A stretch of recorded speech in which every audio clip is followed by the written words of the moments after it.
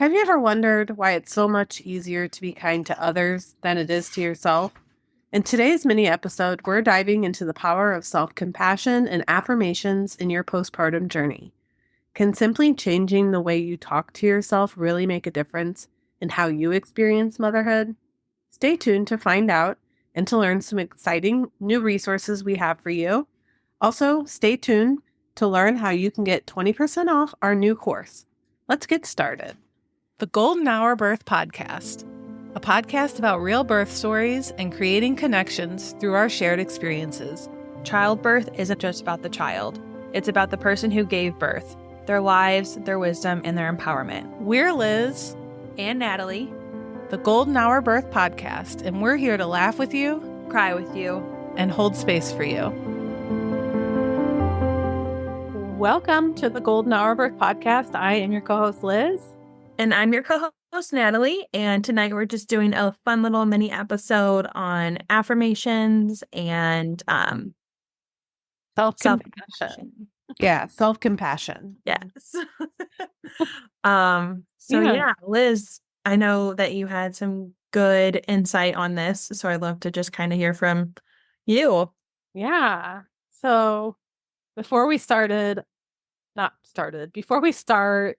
I do want to just talk a little bit about our course that we did put out. It is launched, so you can go on our website, reclaim.goldenhourbirthpodcast.com to check that out. It is 6 modules plus a bonus module on what is birth trauma, basically. So that's kind of a question that has been coming up a lot. Which is like, how do I even know that I had birth trauma? And I know that when I experienced my own birth trauma, I didn't even realize it until like years later that the way I was feeling was kind of a direct relation to that. So that first module, that introductory module that kind of talks about birth trauma, and like what it is and how to recognize it and things like that, we have for free on our website. So you can go and get a sneak peek of our course in that module. So yeah, I'll link that in the show notes, and if you wanted to check that out and see that before, diving into the course. So yeah, so self-compassion is a big component in our course, which self-compassion is basically self-kindness and kind of how you like thinking of how you would treat other people and talk to other people if they came to you and said, oh, I had this like experience or whatnot. If it was a good friend, like what would you say to them? Turning that around and, saying that about yourself. Mm-hmm. Also, just kind of having that mindfulness of the thoughts going through your head, and really paying attention to what those thoughts mean, where they're coming from, what you can do to kind of reframe those thoughts into more kind words to yourself. Especially when you're having a bad day, you're just like, oh, I'm just such a bad mom or whatnot. Just, talking a little bit kinder to yourself and yeah. Yeah. Yeah. I know when I was like going through a hard time, like probably postpartum with Violet, I was always just like allowing myself to like have bad days, have my feelings, talk it through with my therapist, because I knew that like there was something going on with her. 1, 2, I was getting no sleep, so I'm already delirious. It was just like, and like the more I thought about it, it was just like the more I struggled. And so I was just like having to remind myself, like, I am in a hard season and that's okay. Things like that. And like you're right, like how I talk to my friends, is 1,000 times better how I talk to myself. And it's kind of like funny. Like, I'm like, give yourself grace. But then I'm over here like, God damn it. Yeah, for sure. Like, I know we've talked about this before where we'll see pictures of ourselves and just be like, oh my God, I look so terrible in these pictures. And then I Yeah. look at the picture of you and I'm like, oh my God, she looks gorgeous. Like, she looks so happy and she's glowing. And then you're like, that same picture, you're thinking, like, oh my God, this is terrible. Like, We were well, both like our photo shoot, we were both so quick to judge ourselves, but then be like, you look amazing yeah. now.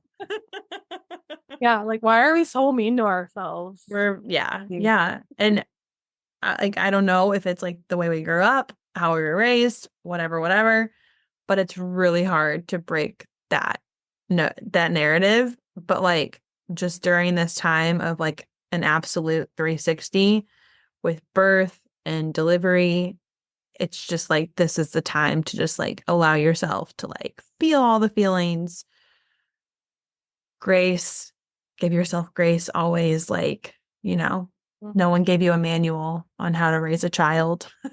No, not at all. Like, I still feel like, how am I the adult in all these situations? I know. Oh my gosh, yes. They're like sometimes like I talk to people on my job and they're like 23 and I'm like, "Yeah, I'm 23, right?" Like, duh. That's where I am. Yeah, I'm pretty much a teen mom, so I don't know how many times a day I say that to myself. But yeah, it's all like you talked about with your feelings, like letting yourself feel those. So validating your feelings Mm-hmm. is like huge with self-compassion too, because um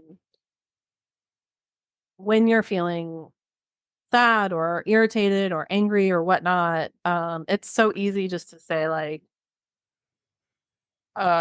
this whole day is just shit now. Like, Yeah. I'm upset, like I'm just not even gonna pull myself out of it or anything. When you think like I am feeling this way because I had a hard day, or my kid's giving me a hard time, or potty training's not going the greatest, or whatever it is, whatever the Mm-hmm. situation is, letting yourself feel that, and just validating your feelings. I know recognizing and validating feelings is really difficult for our generation.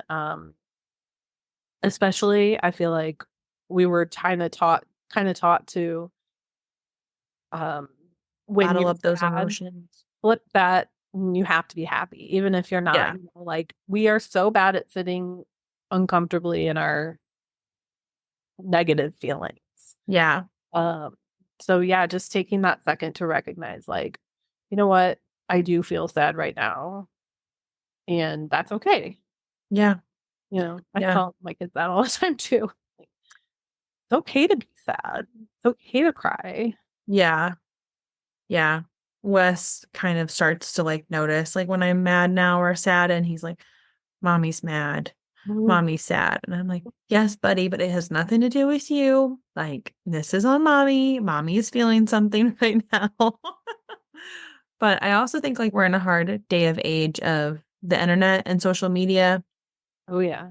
And so like when you see like these moms get ready with me on a day of postpartum, day number 5, and they're like putting on makeup and getting their hair done and going out. And it's just like these are setting up unrealistic expectations for what it is. I was still in diapers on day 5. I was not putting on any makeup.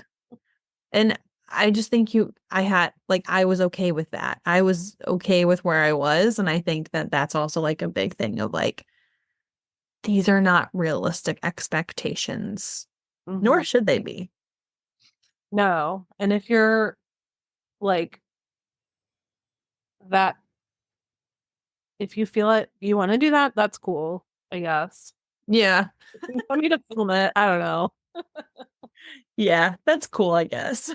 but not every person feels like that, and a lot of people don't have the support to be Yeah. doing. either. Especially when you go through, if you did have a difficult birth, like you are not in that mindset of like, I'm gonna set up my camera, then go lay back down and act like I'm waking up out of bed. Waking up. Like, what? I don't even know. Mhm. Maybe with Vivian, I could have like wrapped my brain around that, but with Arthur, I was just like in survival mode, like Mhm. completely. Yeah. And thankfully, I had like my mom coming and being like, you're doing a great job. Mhm. Or, you know, you coming over and just being like, oh my God, you're such a good mom. Like, I don't know. It's just these things that, like, that's why we need this community and connection with other people who can help us get our internal monologue back on track. Mhm. Um, Affirmations is a big one. Like, especially if words of affirmations is your love language. Um, I know for me, like I had kind of like a little 5 affirmations like in my head a lot when I was going into birth. Um, Obviously when you're in birth, there's things that just fly out of your head. So like, did I really think of them? No. But just That's kind why of you need a doula. yes, literally. Yes. I mean, like, just like my one, I always remembered, I am opening up like a flower. It's like the midwife said it to me, and I'm like, I'm gonna remember that. I'm gonna take it with me. And I just like remember that one. But like, honestly, like, putting out those like positive affirmations, making your brain believe them, like, I think that is like such a great tool to have. Um, Like I know that like I think like hypnobirthing does that a little bit. Like there's probably some YouTube videos out there, but Hmm. yeah. Yeah, I was actually looking up some like what is the science? Like why do affirmations work? Because you hear about it and it is a big part, like you said, of hypnobirthing and birthing naturally and things like that. And um it's a big thing in therapy and with our kids and everything. And I thought it was really interesting because it said that one of the reasons why it works is neuroplasticity, and regularly repeating affirmations can create new neural pathways in the brain, reinforcing positive thought patterns over time, which I thought was Mhm. really cool. Like we can actually Fabulous. rewire our brain Yeah. and like open those pathways to like, I am a good mom, you know? Yeah. And then another reason that they work was cognitive restructuring, which is actually something that we talk about in the course, which is kind of reframing your thoughts. And but it says the affirmation helps challenge and change negative thought patterns, replacing them with more positive, supportive beliefs. And I know that that's a big thing for me, is restructuring my thought patterns. And that helps a lot for me personally. It helps with the intrusive thoughts and things like that too. Like when an intrusive thought like enters my mind, and um, one of my like affirmations when that happens is what's the worst that could happen? Hmm. And so like I kind of repeat that and then go through that thought process. So like now I don't have to go step by step through the thought process. It's a lot more quick now, but getting into the psychology of it a little bit. Yeah. Yeah. I don't know if you ever saw This Is Us, but Randall and Beth would do that, like worst case scenario game. And I just loved it because like they would get so far fetched, but then like nothing like that would happen. And it kind of like it does. It's like, what is the worst that could happen? Mhm. So I Yeah. don't know, Then just what are kind the of chances of that happening? yeah. And then what's the best thing that could happen? Mm-hmm. I'm up for that best thing. Yeah. There was a lot. There were some other um reasons that it works too, just parts of our brain. One of the things it says reticular activating system, which I've never even heard of. Affirmations can prime the RAS, a part of the brain that filters information to focus more on positive experiences that confirm the affirmation. Hmm. So that's pretty cool. Yeah, all really good insight. And I feel like we do a really good job at explaining this in the course and like going over that. And so, if you're kind of leaning one way or the other, you know where you can get some more good info on this. Yeah, for sure. And we have in the course a whole set of affirmations that you can download. Mm-hmm. They're on pretty cards that you can print and put around your house or put it in a little book, or just have as your wallpaper, whatever you want to do. Yeah. Um, Even like a little bookkeeper for your journal. yeah, which we also are offering right now a free 4-week guided journal also on our website. I'll link that as well. We have a lot of goodies coming up. Yeah, thanks for letting us chat about positive affirmations and self-compassion. And we hope that you can just wrap yourself in a big hug and give yourself those positive words. Yes.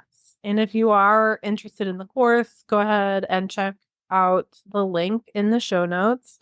We're also offering 20% off right now of the course with the code Healing Journey. So if you have any questions about the course, just let us know. We are here to help. So we'll see you next episode. See you next episode. Thank you for joining us on this episode of the Golden Hour Birth Podcast. We hope you've enjoyed our discussion and found it insightful and beneficial. Remember, the Golden Hour Birth Podcast is made possible by the support of listeners like you. If you appreciate the content we bring you each week, consider leaving us a review on your favorite podcast platform or sharing the show with your friends and family. Your support helps us reach more people and continue creating valuable episodes. If you have any questions, suggestions, or topics you'd like us to cover in future episodes, we'd love to hear from you. You can reach us on our website, www.goldenhourbirthpodcast, or connect with us on social media. We value your feedback and want to make sure that we're delivering the content you want to hear. Before we sign off, we'd like to express our gratitude to our incredible guests who joined us today. We are honored that they trust us enough to be so open and vulnerable. We're grateful for their time and willingness to share their stories with us. If you're interested in taking the conversation further with us, join us on our Facebook group, The Golden Hour Birth Circle. We'll be back next week with another exciting episode, so be sure to tune in. Until then, stay golden and remember to take care of yourself. We'll catch you on the next episode of the Golden Hour Birth Podcast. Bye!